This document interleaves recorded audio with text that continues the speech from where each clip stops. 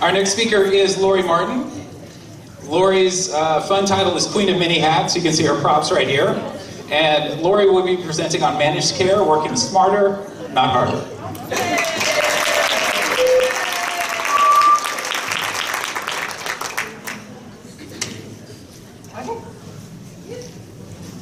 Hi, I'm Lori Martin, and I am the Queen of Many Hats. As all of you MDS nurses are, we every day wear tons of hats. Let's see, we have our MDS hat, we have our care planning hat, we have our scheduling hat, we have our training hat, we have our on-call, oh gosh, none of us are ever on call, and then we have the dreaded black hat of managed care. Now whether you guys have chosen this hat or you have inherited this hat, most of us are the ones that manage it. Now I'm going to help you to get through the managed care process because we can all survive the managed care with these 6 simple little tips.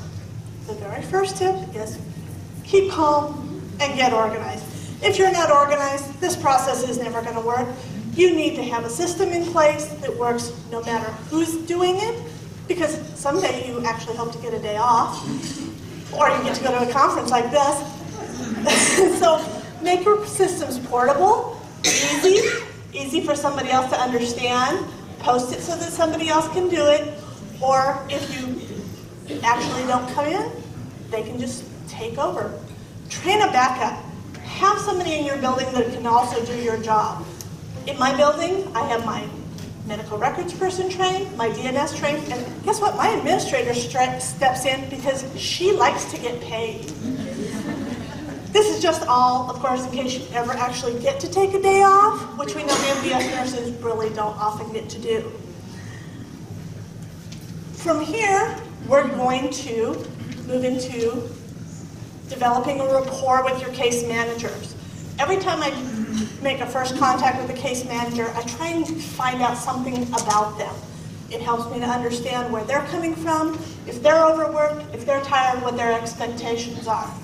This way, I know how to communicate with them. I also set up my ground rules. I let them know, I'm not a full-time case manager.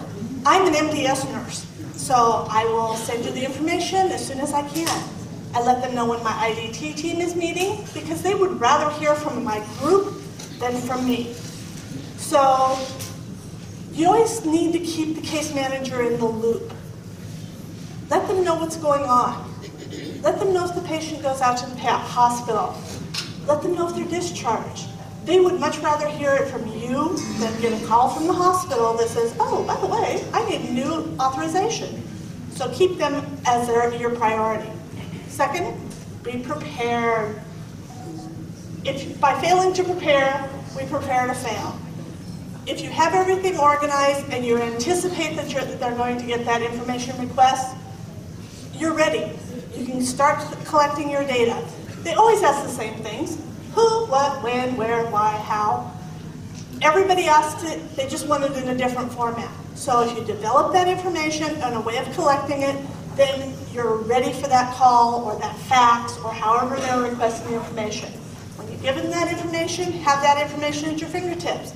Collect that from the chart or have a standardized form that you use with your staff to collect the information from them. Be the expert. They are expecting you to know the answers. They don't like when you say, oh, wait, I gotta call you back because I don't know that. Be the expert that they expect you to be. When I talk to my case managers, I use the 4 W's.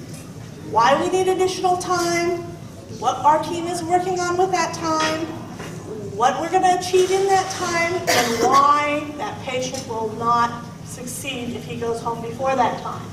Communication with your team is key.